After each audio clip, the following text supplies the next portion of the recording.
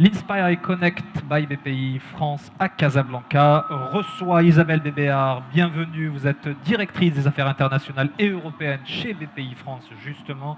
Et Ismaël Belkhayat, vous êtes CEO de Chery. Alors Chery fonctionne comme une application mobile qui permet aux petits détaillants de commander des produits auprès de multinationales partenaires.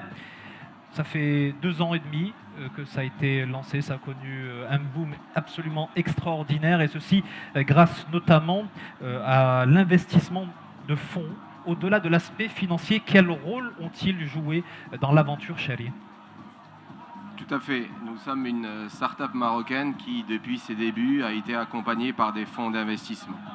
Au-delà du financement qu'ils ont pu nous apporter, ils nous apportent surtout une expertise, un savoir-faire, mais aussi une crédibilité. Ce qu'il faut savoir, c'est qu'en tant que start-up, nous sommes jeunes, peu connus, et nous avons affaire à différentes parties prenantes, que sont des fournisseurs, que sont des clients. Et souvent, vous l'avez dit, nous sommes distributeurs de multinationales. Souvent, ces multinationales, il faut aller les convaincre d'accepter de travailler avec une start-up. Et lorsqu'on a la chance d'avoir dans notre tour de table des investisseurs qui eux-mêmes sont backés par de grands noms comme BPI France, ça nous apporte cette crédibilité nécessaire pour les convaincre en les regardant dans les yeux qu'on est de jeunes entrepreneurs dynamiques qui souhaitons moderniser les choses. En l'occurrence, SPE Capital pour ne pas les citer. Tout à fait. Donc SPE Capital qui est notre investisseur et qui a comme LP, Limited Partner, BPI France, qu'on remercie au passage.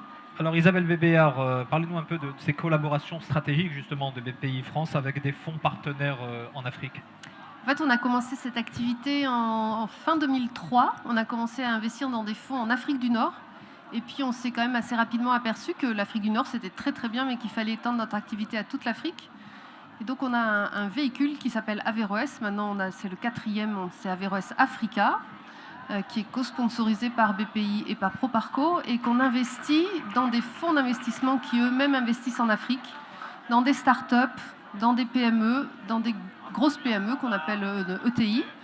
Et donc l'idée, c'est de financer de belles entreprises africaines et ensuite de les connecter à de belles entreprises françaises, européennes, pour faire du business, pour faire de la croissance externe au bénéfice des 2 continents en fait.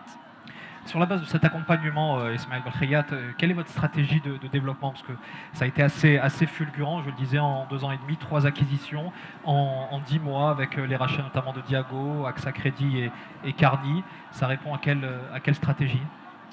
Alors, nous, notre ambition est tout d'abord d'utiliser le Maroc comme étant un pays...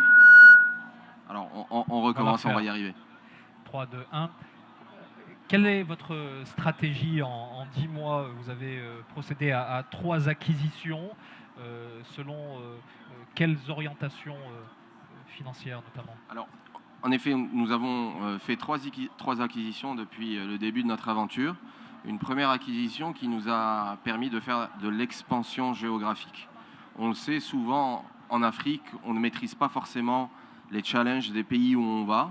Et il est très compliqué de commencer en greenfield. Et donc notre ambition était de trouver des entrepreneurs locaux avec qui on pouvait s'associer afin d'étendre notre couverture géographique. La deuxième acquisition est une acquisition pour nous permettre d'obtenir un agrément de crédit nous permettant d'aller sur certains métiers qui malheureusement sont encadrés et qu'une start-up ne peut pas atteindre. Et enfin, dans le cadre de ce métier de crédit, il nous fallait de la donnée et de la data. Et donc, par conséquent, la 3e acquisition que nous avons faite nous a permis notamment de récupérer les informations souhaitées pour faire du credit scoring pour nos utilisateurs et déterminer donc quels sont ces gens non bancarisés à qui nous pouvons faire des prêts.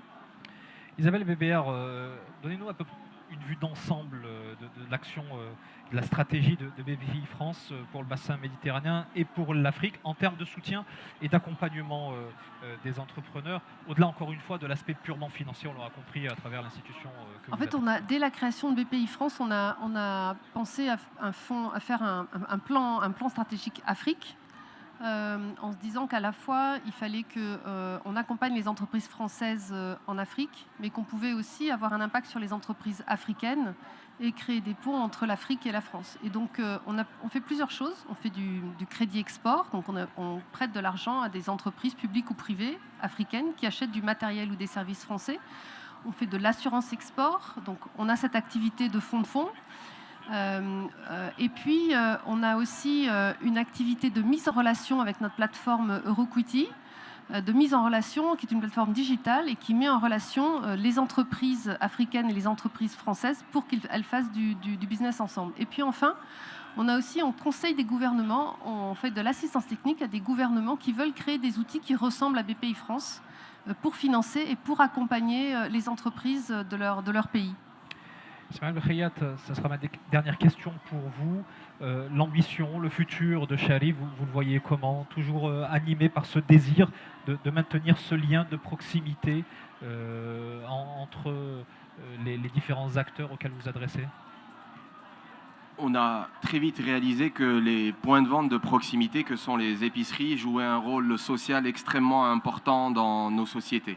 Au-delà d'être donc des épiceries de proximité qui nous vendent des produits de grande consommation, ce sont pour nous, en tout cas dans nos géographies franco-africaines, des banquiers, aussi des amis, et on a une relation très particulière.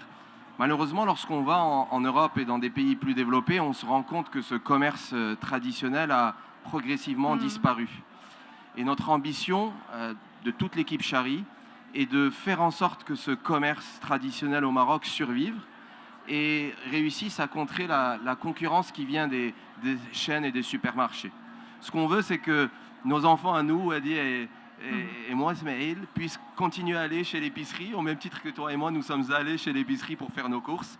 Et on veut garder ce lien social, culturel, cet héritage, pour qu'il soit perpétué à travers les générations. Merci infiniment, Isabelle Bébéar, Ismaël Belkhayat, d'avoir été avec nous.